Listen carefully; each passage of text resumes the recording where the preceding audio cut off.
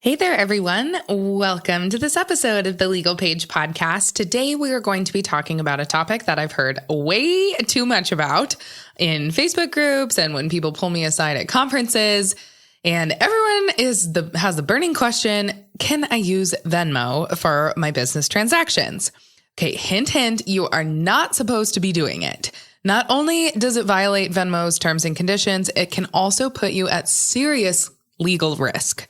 So stay tuned and listen up to this episode because I want you all to make sure you are protecting yourselves and your businesses correctly. Let's get to it. You're listening to the Legal Paige podcast, where we chat about life and business with a legal twist. I'm Paige, attorney and photographer helping online businesses and creatives tackle their business dreams without breaking out in hives. No more legal mumbo jumbo. This podcast features simple, bite-sized advice that'll have you legally legit in no time. Are you ready? Let's get started.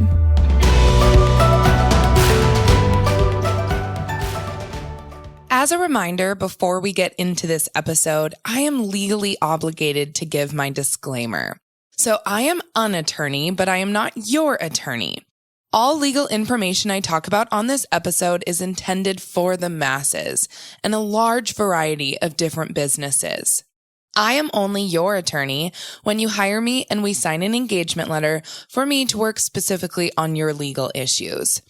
Please feel free to seek out another attorney in your hometown if you need specific legal advice or contact me for more information. Alrighty, here's the episode, friends. All right, friends. So this episode is one that I have been wanting to record for a while now, just because, in our day and age where everything is on apps on our smartphone, when Venmo started, everybody started using, people-to-people transfers with Venmo because they don't charge a fee.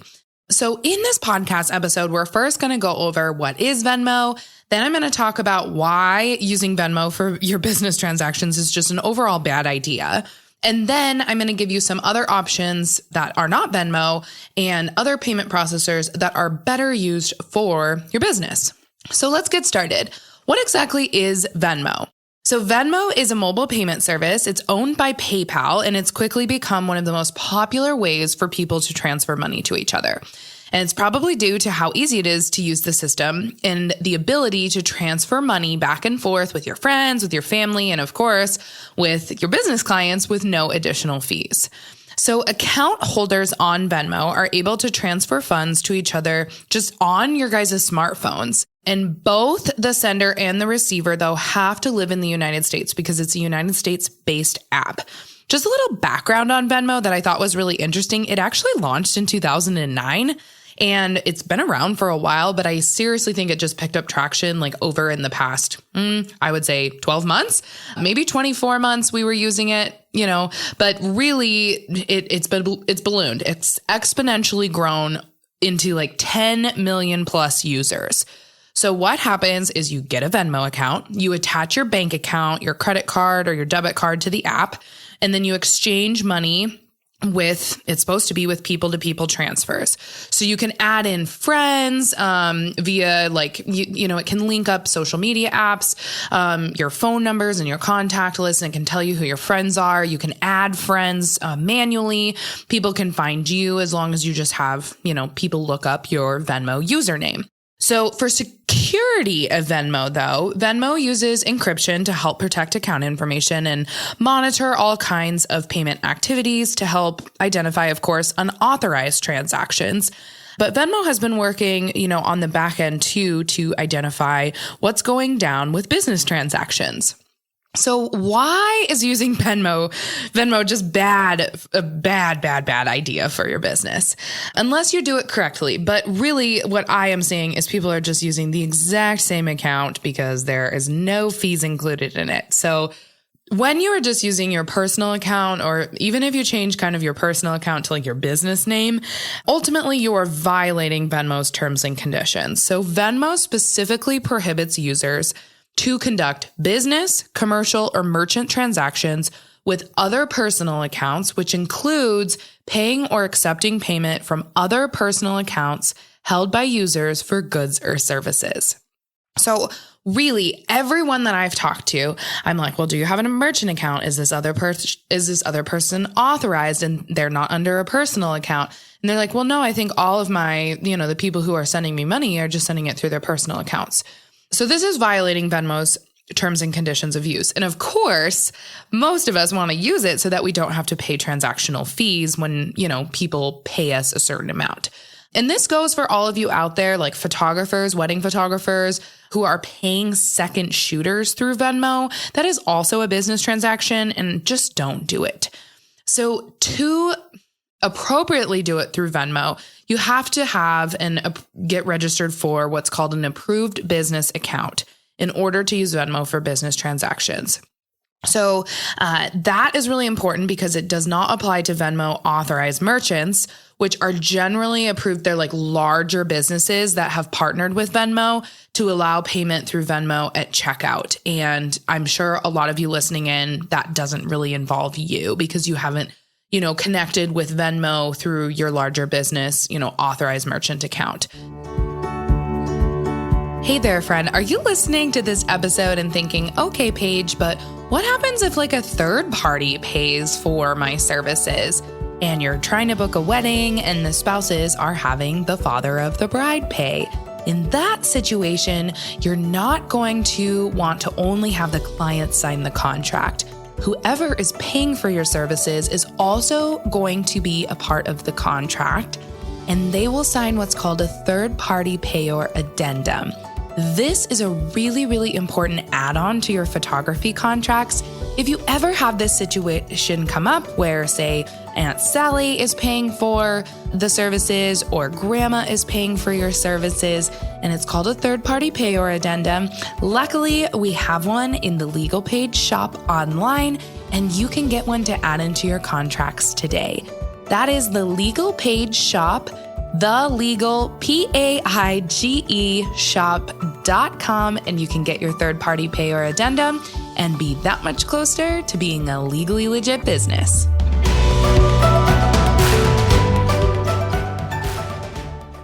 In other words, you guys, you can use Venmo to pay for goods or services when you are directly given the option to do so on your Venmo merchant account. But if you don't have the Venmo merchant account, Venmo can lock you out and shut down your personal account for violating these terms. And really, you guys, I'm just trying to try to sum this up here. Ultimately, what it means is if you do not have an authorized merchant account where they are taking out a transaction fee for all of your Venmo, payor to payee transactions, then you are using Venmo for your business transactions improperly, illegally, really, because you're violating and you're breaching their terms and conditions, and Venmo can do a multitude of things to shut down your account. They can report you to various regulatory agencies for violating their terms and conditions. So it really just opens yourself up to liability that you don't need. You don't need to add this risk onto your business. Also, you guys, all Venmo transactions are visible. They're displayed for others on the app to see. It's kind of like Twitter, but people know who you're sending money to and how much. And you really can't you can't determine if your, say, client is going to pay you on Venmo. They get the option to have it public or private. And so the minute that they hit public and they didn't, maybe they didn't even intentionally hit public and they wanted it to be private, it's going to share a lot more information than you think on Venmo. Side note here, I don't know if any of you have seen, this is like a really tangential side note, but it has to do with Venmo. Everyone has been trying to like sleuth and MacGyver what's happening on the Bachelor season right now. So does Hannah win? Does Maddie win?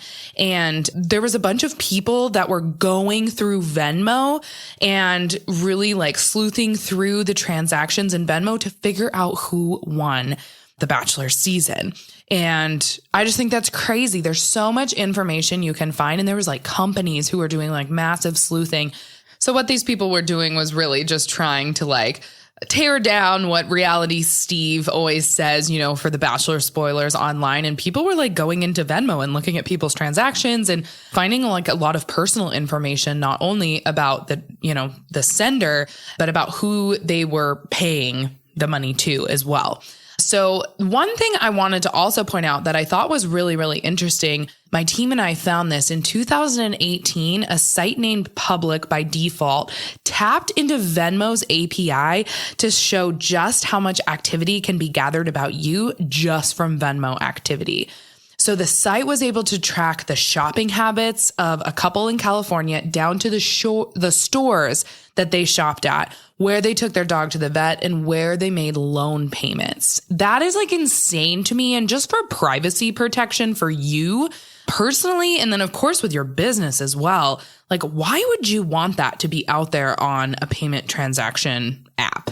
So the one other thing I just want to point out is, of course, when you don't have a merchant account, Venmo does not offer any buyer or seller protection on the app. So if something were to happen, a refund could just be issued immediately if they were to claim it through Venmo.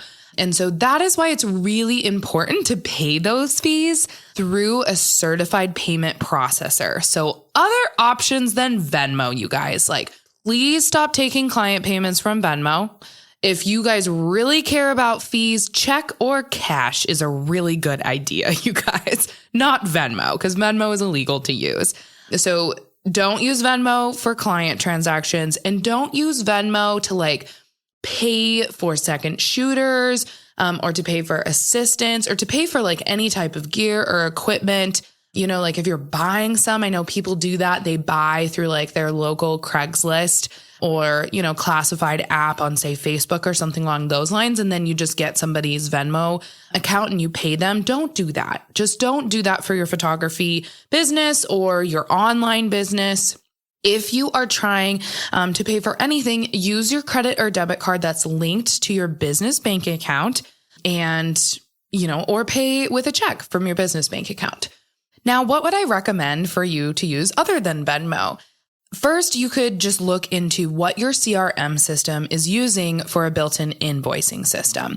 So a client management system such as Dubsado, Honeybook, 17 Hats. I know a lot of you listening use those type of CRM systems, and they have authorized third-party payors through their systems that they use. And so you should just do that, link up your account. Usually it's through like Stripe. Stripe is a great one to use.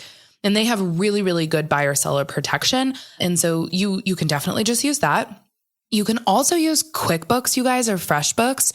I know many of you have QuickBooks for, of course, tax purposes, but also on your smartphone so that you can take pictures of receipts, so on and so forth. But QuickBooks allows you to take care of many of those key aspects of running a small business that Venmo just doesn't. So you can invoice customers, you can manage your bills and accounts payable. Of course, you have online banking, online payment through the Intuit payment network on QuickBooks. There's no monthly fee to use Intuit, but you do pay per transaction. So those card transactional fees that are like 2.4 to 3.4%, sometimes they like add on certain cents per fee or per transaction as a fee. Those are important because that means you have buyer seller protection. And that's really good because then claims are made. They investigate the claims as the third party payment, system. And it's not just like an automatic refund is issued to someone who paid you as a business owner. If you're ready to level up your business with legitimate contracts that will actually protect you, the Legal Paige shop is the place to get them. From wedding photography contracts to adventure, elopement, and destination photography contracts, to videography contracts, to independent contractor agreements, to non-disclosure agreements, to general service contracts for all you hustling entrepreneurs out there. The Legal Paige shop has all of these contracts ready for you to download, modify, and use within minutes. Just go to thelegalpageshop.com, that's PAIG shop.com, and you can use the special code TLPinsider10. Again, TLPinsider10 for 10% off your next purchase in the shop.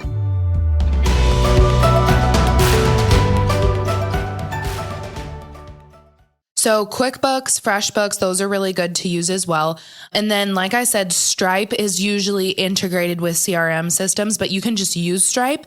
You can use Square. You can also use PayPal. I have just heard a lot of bad things about PayPal, or just, not bad, but maybe not so great things regarding refund requests through PayPal about 90% of the time. And that is not a legit statistic, but I have heard that is more often than not, PayPal is going to side with the buyer and not the seller. It's a really customer heavily based third-party payor. So yeah, definitely look into PayPal if you use PayPal. But I have used PayPal in my business and in my photography business, and it's worked great. So I just like the protection of having a really, really solid PayPal is the largest payment processor, through the internet.